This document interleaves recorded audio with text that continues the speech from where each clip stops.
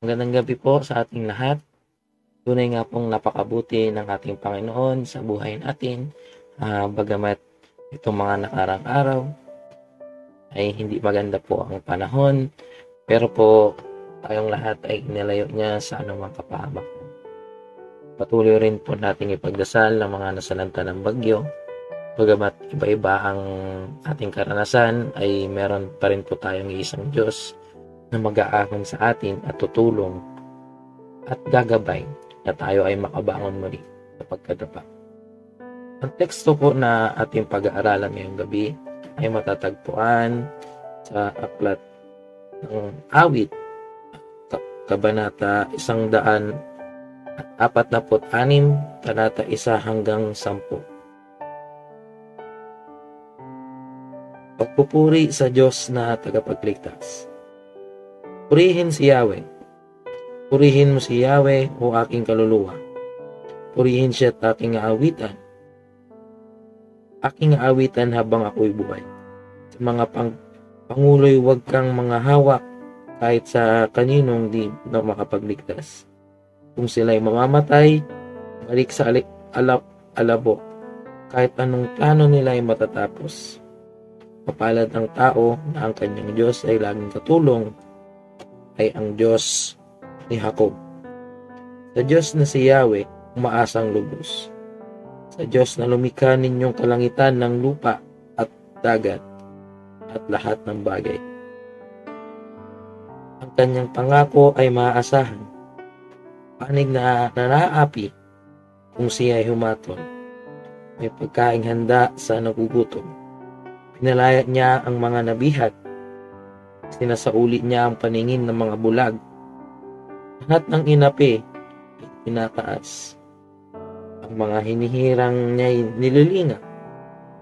Sinasang-alang-alang ang mga dayuhang sa lupa ay nila'y doon tumaan. Tumutulong siya sa balot ulila, ngunit sa masamay parusan ang hatid niya. Walang hanggang hari ang Diyos na si Yahweh. Ang Diyos mo, Zion, ay mananatili. Purihin si Yahweh. Tayo po ay manandaling manalangin. Ang Panginoon, maraming salamat po sa ganyang ito na pagbubulay-bulayan namin ng iyong mga salita. Itago mo ko sa iyong likuran, Panginoon, at ikaw siyang manguna. Ikaw ang makita at marinig ng bawat tagapakinig sa pagkakataong ito, Panginoon. Ito ang iyong panalangin sa tanging pangalan ni Jesus.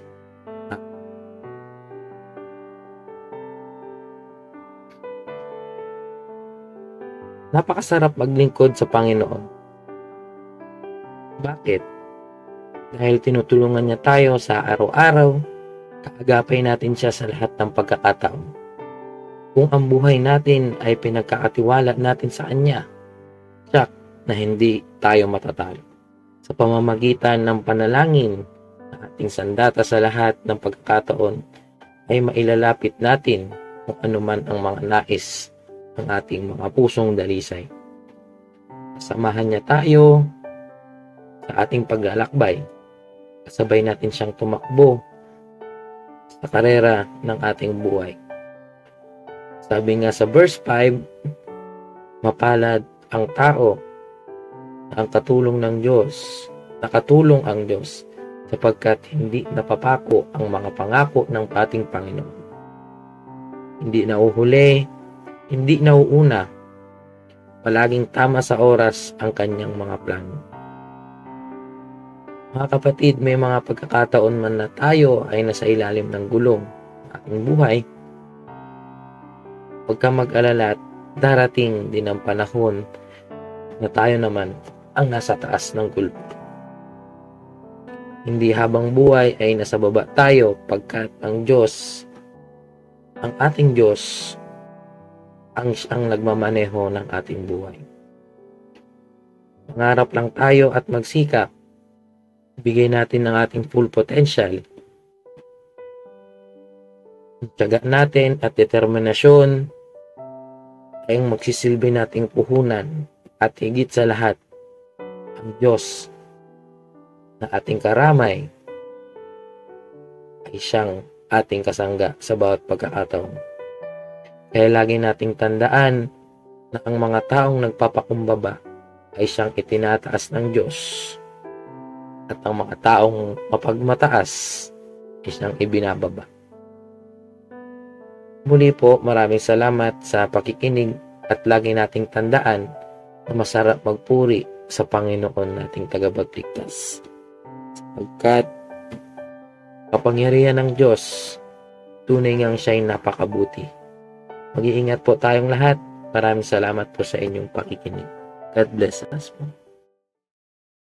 Masaya maglingkod sa iyo, Panginoon.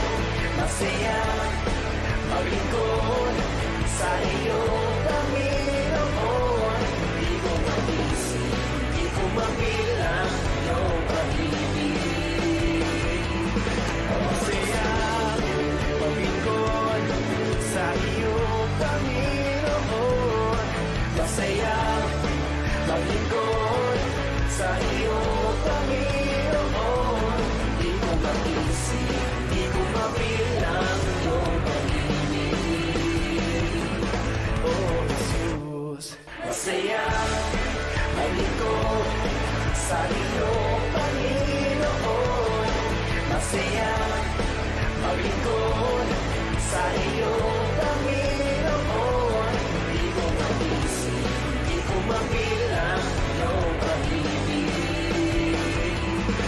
Masaya maglingkod sa iyo, Panginoon.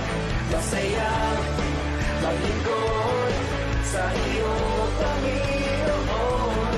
Di ko maisip, di ko mabilang iyong pag-ibig. Oh, Jesus. Masaya maglingkod sa iyo, Panginoon. Masaya maglingkod sa iyo, Panginoon. Di ko maisip, di ko mabilang iyong pag-ibig. Masaya maglingkod sa iyo, Panginoon. Masaya maglingkod sa iyo,